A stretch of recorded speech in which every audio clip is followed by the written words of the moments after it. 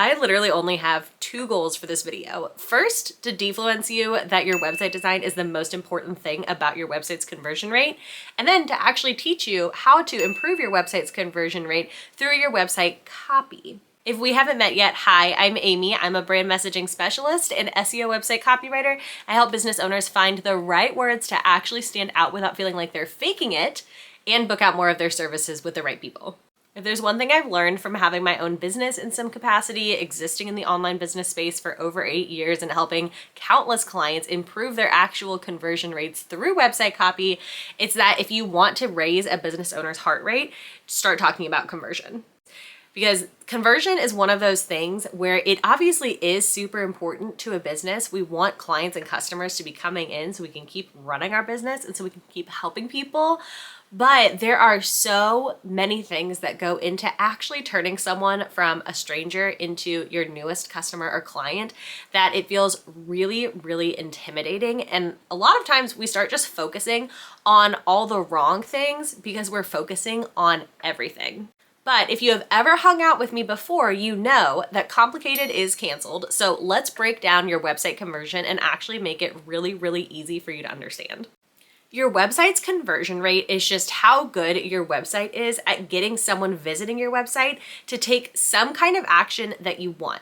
And the first thing I want you to know is that there is more than one kind of desired action you can have someone take on your website. If you sell products, maybe you want them to end up buying a product. If you sell services, obviously you want them to end up inquiring about those services. But stalking through your blog, signing up for your email list, and reaching out to you on Instagram because they love your content are all wins. And I think we need to stop boiling it down to just came to website, booked the service. But whatever the thing is you want people to do on your website, actually getting them to do the thing falls almost entirely to your website copy. And while your website copy isn't the only thing you need to think about when it comes to conversion, it is the first thing you need to think about with your website, and it is the main thing you need to think about. People visiting your website literally are not going to book, buy, download, inquire, whatever you want them to do, unless you give them a really good reason to, and all of that comes down to your website copy.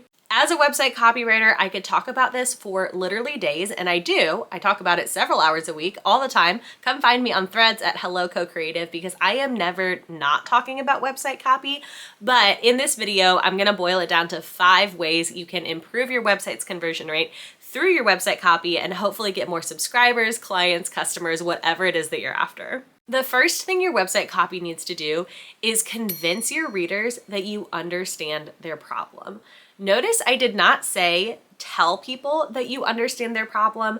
I said convince them that you understand, because it's very different to throw down a list of saying just like, I get it, and a couple generic reasons why you think they should be convinced that you get it. That's entirely different than actually making them believe that you don't just understand where they're coming from, you understand where they're trying to go. There are 1,000,001 ways I help my copywriting clients and my messaging students figure this out for their own audience, but one of my favorite ways to do it is to pull in such aggressively specific examples about how the problem your people are having is affecting their lives and about what the solution could actually do, look like, give them, whatever. Once you have people convinced that you understand where they are and you understand where they want to go, then you can get into the work of convincing them that you know how to get them from point A to point B. Literally everything on your website needs to be explained in the context of how it benefits your reader. And I don't mean how it benefits you or how you think it benefits your reader. I want you to use their literal words in describing all of the ways that you're going to improve their specific problem, their specific situation. One of the biggest mistakes I see on service provider websites, and I know I always ruffle a few feathers with this, is talking too much about yourself. And I know that you have so much experience, you've put so much training and work into becoming the expert that you are, but that is about you and not about your client. So we need to reframe that expertise, your signature approach, your services, whatever it is, into how it actually helps them, not just the fact that you have it. The next thing to look at if you're worried about conversion is to be as transparent as possible about pricing on your website. Not after they book a call, not after they sign up for a list, not after they download a pricing guide, on your website. When people are shopping around for a service provider, and they are, if they're doing their due diligence, they are looking at a couple different options, whether or not they realize it, whether or not they're actually sitting down and scrutinizing multiple tabs, or they're just looking at a couple different options, you're likely gonna be compared to other providers, and showing your pricing and being transparent about it is actually a way to build trust with your readers. You need to make sure people don't feel like you have something to hide when it comes to your business, especially not when it comes to the money conversation, because it's one that's usually very emotionally charged and a little bit awkward for all of us. One thing I always tell students and clients too is that people are going to find out your prices, and it is so much better for them to do that on your website on their own time, at their own pace, where they can sit, they can process the prices, they can make decisions around what is right for them, than having that happen live on some kind of discovery or sales call with you. When you introduce pricing on a sales call or in another hidden behind closed doors format, you are taking the conversation out of their territory and putting it on your territory. And if you want people to feel really confident in what you do and eventually convert into your clients, you need to let them keep everything on their territory as much as possible, because you want that decision to come enthusiastically and not to feel forced just because they were already on a call with you and now they didn't know how to say no. Also, putting prices on your website saves you a ton of time, because if your prices are too high for someone or they're out of their budget range, they're gonna find out that information, and it saves everyone so much time and headache to do it on your website instead of waiting until you've booked a call. You need to make it easy for people to actually take action on your website. So there's again, 1,000,001 ways that we could talk about doing this, but one of my favorite and completely underrated ways to do it is by optimizing your contact page or your inquiry page for conversions.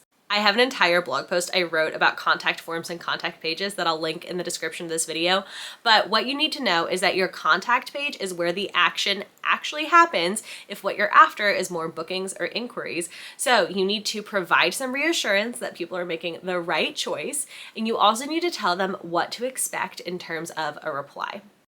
The next thing to look at is what questions or objections your readers are going to have about your service or your offer, and to go ahead and answer them on the spot.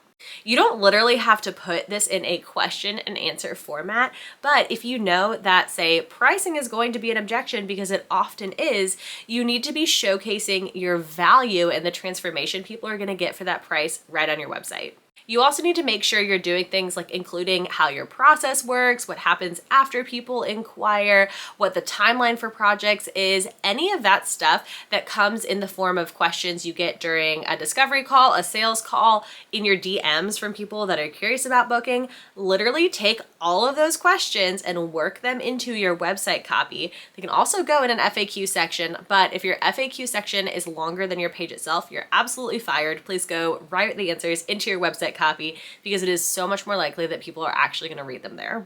This is one of the steps that feels like it's full of pressure to try to read people's minds as to what questions they're going to have, but you already know what questions they're asking, because again, you're getting them in your DMs, in your emails already. You already know those questions. You just need to be more proactive about answering them. If you feel like you're always struggling to find the right words to talk about your business to potential clients and to explain what you do and why people need it, you will want to download my free copy cache guide that I'll link in the video description here. It's basically a toolkit you can use to collect more information and the right words directly from your clients' mouths, so that you can use them in your marketing to get even more specific and to convert even more clients you're obsessed with. Thank you so much for watching. Go ahead and hit that like and subscribe button while you're here, and I will see you in my next video.